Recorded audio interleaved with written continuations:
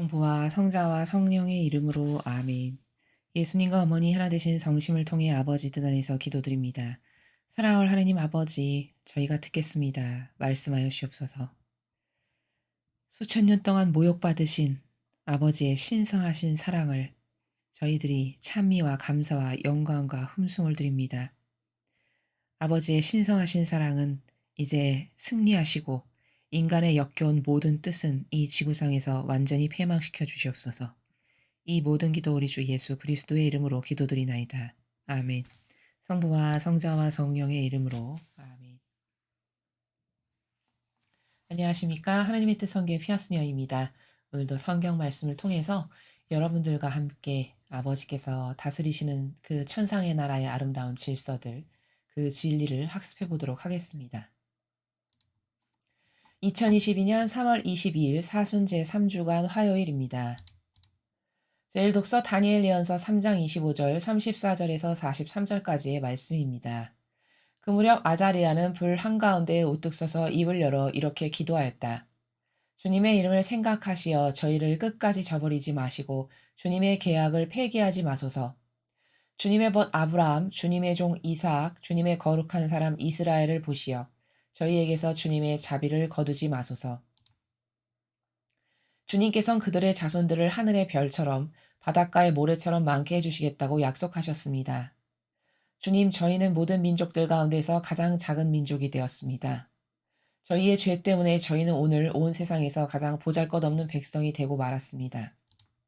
지금 저희에겐 제후도, 예언자도, 지도자도 없고 번제물도 희생제물도 예물도 분향도 없으며 주님께 제물을 바쳐 자비를 얻을 곳도 없습니다. 그렇지만 저희의 부서진 영혼과 겸손해진 정신을 보시어 저희를 순리함과 황소의 번제물로 수만 마리의 살찐 양으로 받아주소서. 이것이 오늘 저희가 주님께 바치는 희생제물이 되어 주님을 온전히 따를 수 있게 하소서. 정녕 주님을 신뢰하는 이들은 수치를 당하지 않습니다.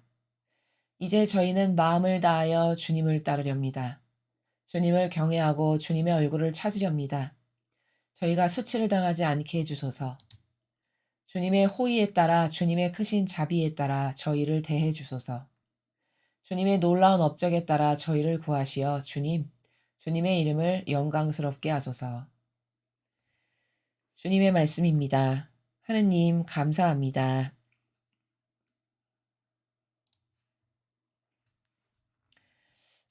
지금 함께 읽으신 이 다니엘 예언서는 이제 그 네부카드네자르 왕 시절에 바빌론으로 이제 이스라엘 백성이 다 포로로 끌려가게 됐죠. 결국엔 이제 유다까지 망해가지고. 그래서 포로로 끌려가서 포로 생활을 하는데, 이 네부카드네자르 왕이 금신상을 만들어 놓고 거기다 다 절하라고 이제 강요를 하는 거죠. 이스라엘 사람들에게. 근데 다른 사람은 잘도 그 강요에 따르고 죽을까 봐 무서우니까 다 복종하고 하는데 이 다니엘의 새 친구, 오늘 이 불가마 속에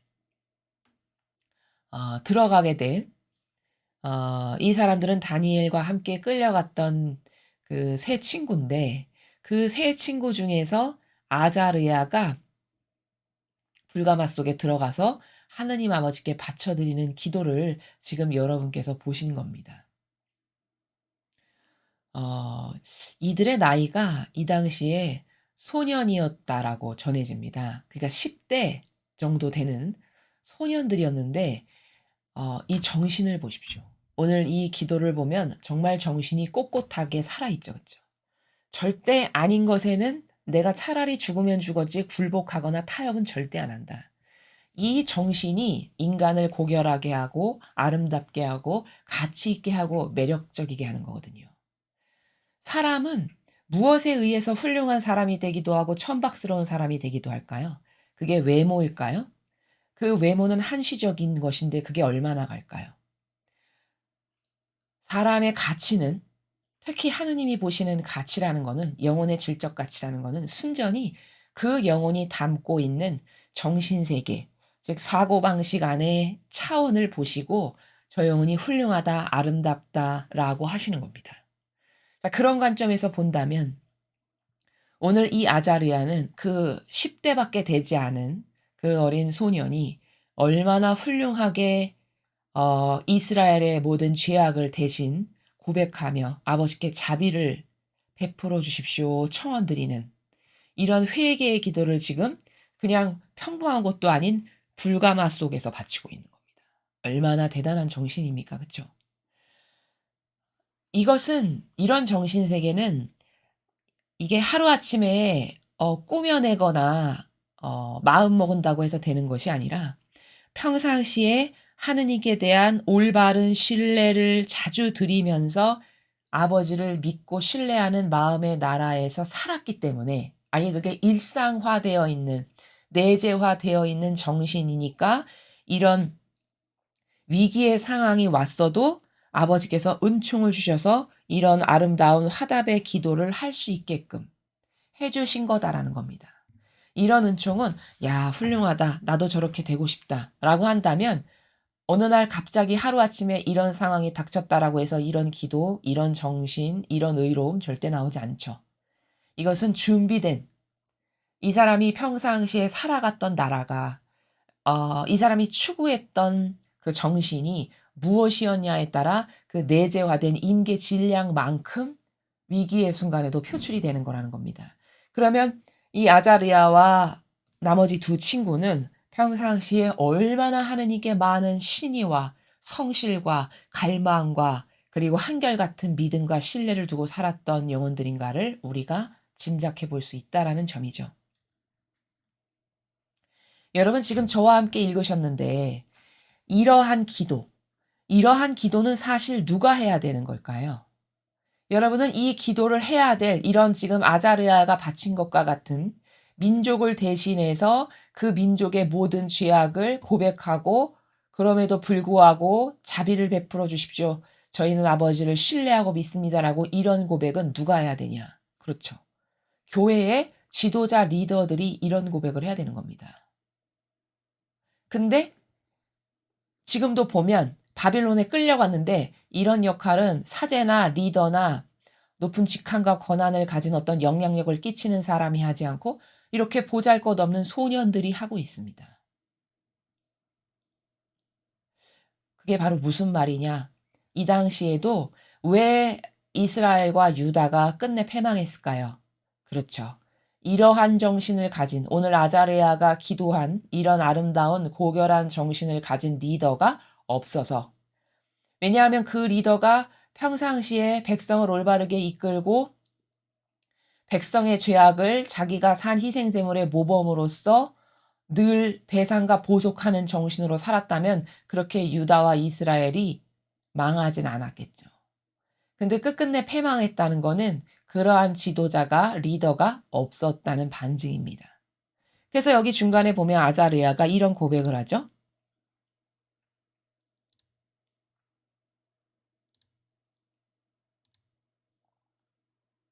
지금 저희에게는 제후도 예언자도 지도자도 없고 번제물도 희생제물도 예물도 분향도 없으며 제물도 바칠 수가 없게 됐죠. 남의 나라에 끌려갔으니까 식민지처럼.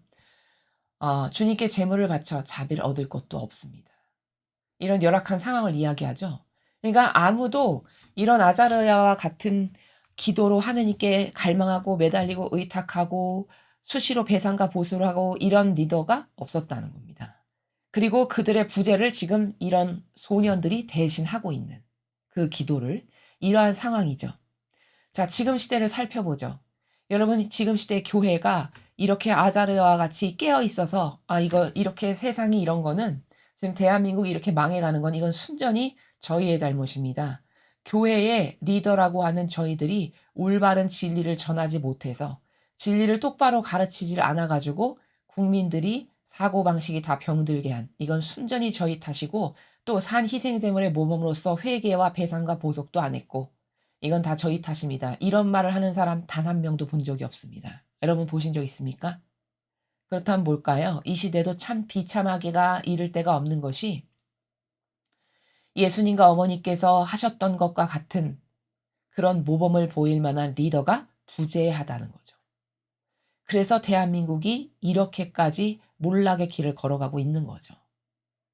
사실 올바른 리더가 한 명만 있어도 그 나라 전체가 휘청휘청거리면서 패망으로 가진 않습니다. 다윗을 보십시오. 그 왕 하나 올바르니까 전 국민이 다 잘 살죠. 그쵸? 그리고 전 국민이 태평성대를 누리죠.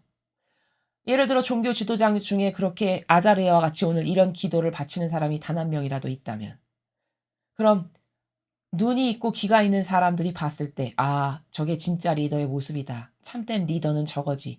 하면서 '저게 옳으니까 우리가 저거를 따라야 돼.' 이러면서 달라지고 이런 영향력을 끼치겠죠. 그러면서 패망까지는 가지 않고 잘못됐다가도 다시 올바르게 갈 수 있는 이런 어떤 기회가 생기는 것이거든요. 근데 이 시대가 왜 불행하냐면 오히려 리더와 지도자라고 하는 사람들이 이런 아자르야 같은 정신을 가지기는커녕 이런 정신이 없는 걸 부끄러워해야 할 텐데 부끄러워하기는커녕 타협하고 그렇죠? 전체주의 세력에 하나 되어 동조하고 협력해서 거기서 떨어지는 뭔가 이득이 나에게도 있으면 좋지. 이런 정신으로 살아갑니다. 이게 뭐냐? 이게 보신주의자의 특징들입니다. 교회에 들어온 아자르야와 같은 정신이 없는 그런 리더는 다 보신주의자이기 때문에 그런 거죠. 그렇죠? 자신에게 손해가 오고 자신이 어떤 올바른 것을 말했다가는 어 손해를 보고 당장 자신에게 어떤 박해가 들어올 테니까. 그러니까 하지 못하는. 그럼 이거는 보신주의자죠. 그래서 어느 시대나 멸망한 시대를 보면 거기는 다 지도자의 부재, 올바른 훌륭한 지도자의 부재 때문에 나라가 망하더라라는 거를 우리는 성경 역사에서 계속 반복적으로 보고 있습니다. 대한민국도 나라가 이 지경까지 멸망의 길로 치닫고 있는 거는 올바른 리더가 없어서라는 반증이죠. 자, 그렇다고 해서 망하는 것을 두 손 두 발 놓고 볼 수 없으니 우리가 아자르야와 같은 역할을 해야 된다라고 부르짖고 말씀을 드리는 거죠. 여러분 모두가 이제 기대할 지도자, 어떤 지도자에게 기대하기보다는 우리 각자 하나하나가 아버지 뜻 안에서 이런 아자르야와 같은 올바른 그리고 양심 있고 정직한 정신으로 저를 포함해 이 대한민국이 지은 죄, 인류가 지은 죄에 배상과 보속을 아버지 드립니다. 이 배상과 보속을 받으시고 부디 너그러이 불쌍하고 가련히 여기셔서 자비를 베풀어 주십시오. 이러한 것을 우리가 하지 않으면 진짜 망한다. 이런 경각심을 가지고 영예로 여기시면서 여러분이 이제 묵주를 이번 주 말까지 아마 거의 다 받게 되실 것 같은데요. 그 묵주를 받으시면 그런 많은 배상과 보속의 기도를 여러분들이 하셨으면 좋겠습니다. 자, 계속해서 복음 말씀 보시겠습니다. 마태복음 18장 21절에서 35절까지 말씀입니다. 주님 영광 받으소서. 그때 베드로가 예수님께 다가와 주님, 제 형제가 저에게 죄를 지으면 몇 번이나 용서해 줘야 합니까? 7번까지 해야 합니까? 하고 물었다. 예수님께서 그에게 대답하셨다. 내가 너에게 말한다. 7번이 아니라 77번까지라도 용서해야 한다. 그러므로 하늘나라는 자기 종들과 셈을 하려는 어떤 임금에게 비길 수 있다. 임금이 셈을 하기 시작하자 10,000달란트를 빚진 사람 하나가 끌려왔다. 그런데 그가 빚을 갚을 길이 없으므로 주인은 그 종에게 자신과 아내와 자식과 그 밖에 가진 것을 다 팔아서 갚으라고 명령하였다. 그러자 그 종이 엎드려 절하며 제발 참아주십시오. 제가 다 갚겠습니다. 하고 말하였다. 그 종의 주인은 가엾은 마음이 들어 그를 놓아주고 부채도 탕감해 줬다. 그런데 그 종이 나가서 자기에게 100데나리온을 빚진 동료 하나를 만났다. 그러자 그를 붙들어 멱살을 잡고 빚진 것을 갚아라 하고 말하였다. 그의 동료는 엎드려서 제발 참아주게 내가 갚겠네 하고 청하였다. 그러나 그는 들어주려고 하지 않았다. 그리고 가서 그 동료가 빚진 것을 다 갚을 때까지 감옥에 가두었다. 동료들이 그렇게 벌어진 일을 보고 너무 안타까운 나머지 주인에게 가서 그 일을 죄다 일렀다. 그러자 주인이 그 종을 불러들여 말하였다. 이 악한 종아, 네가 청하기에 나는 너에게 빚을 다 탕감해 주었다. 내가 너에게 자비를 베푼 것처럼 너도 네 동료에게 자비를 베풀었어야 하지 않느냐. 그리고 나서 화가 난 주인은 그를 고문 형리에게 넘겨 빚진 것을 다 갚게 하였다. 너희가 저마다 자기 형제를 마음으로부터 용서하지 않으면 하늘의 내 아버지께서도 너희에게 그와 같이 하실 것이다. 주님의 말씀입니다. 그리스도님 찬미합니다.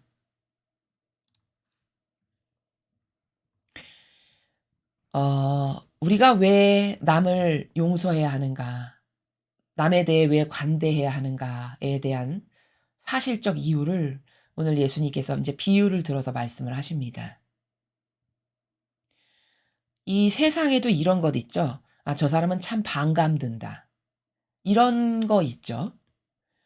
어떨 때 그렇죠? 그러한 이유는 본인도 부족한데 다른 사람의 어떤 부족을 지적할 때, 그럴 때 우리는 반감 든다라는 생각을 갖게 되죠.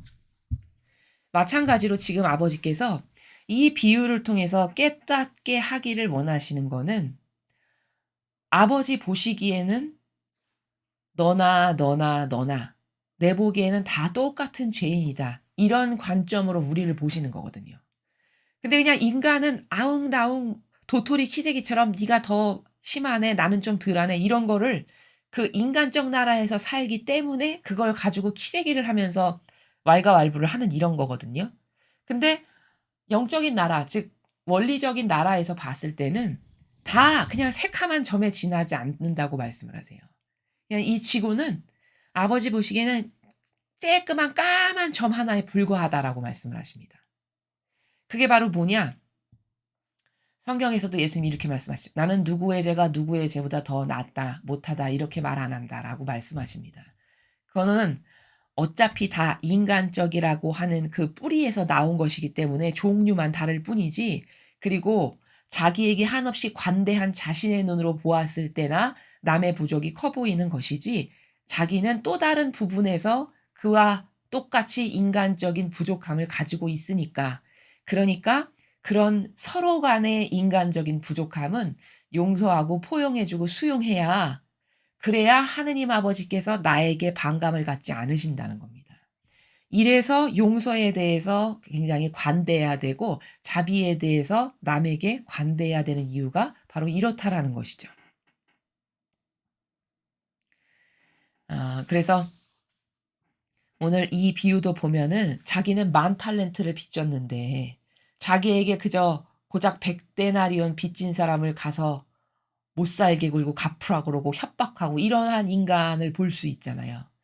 그건 왜 그러냐면은 아 그 사람의 차원에서는, 그 근시안적 소경인 차원에서 봤을 때는 자기의 죄악은 이렇게 작다고 생각하고요. 저 남의 죄악은 이렇게 크다라고 생각하는 이 오류 가운데 살아가기 때문에 그렇습니다. 근데 그것은 자신에게 한없이 관대한 인간의 모순 때문에 그런 것이지, 결코 누가 누구보다 더 크고 작고를 재는 것은 아버지가 하실 일이고 아버지 보시기엔 다 똑같은 인간적이라고 하는 반로에서 나온 거다. 그러니까 그러한 서로 간의 개인적인 어떤 자잘한 부족함들은 용서해 주고 포용해 줘야 되는 것이 정직한 거다. 내가 하나님 앞에 정직한 사람이 되고자 한다면 그러한 정직이 있어야 한다라는 것을 오늘 복음에서 예수님께서 가르쳐 주시는 내용입니다. 자, 오늘 복음에서는 왜 용서를 하고 너그러워야 하는가, 왜 자비로워야 하는가에 대해서 배웠고, 그 다음 일독서에서는 이 아자리아와 같은 정신의 리더와 지도자가 없는 이 마지막 시대가 참으로 불행한 시대다. 참으로 안타까운 시대다. 라는 것에 대해 여러분께 말씀드렸습니다. 음, 그래서 우리가 기도를 조금이라도, 한 번이라도 더 많이 해서 인류의 죄악을 아버지께서 우리들이 바쳐드리는 그 기도를 가지고 무찌르시고 패배시키시고 그런데 요긴하게 쓰실 수 있는 그러한 무기를 우리가 아주 성실하게 드리는 그러한 자녀들이 되어야 하겠습니다. 이상으로 2022년 3월 22일 사순제 3주간 화요일 복음해설을 마치겠습니다. 감사합니다.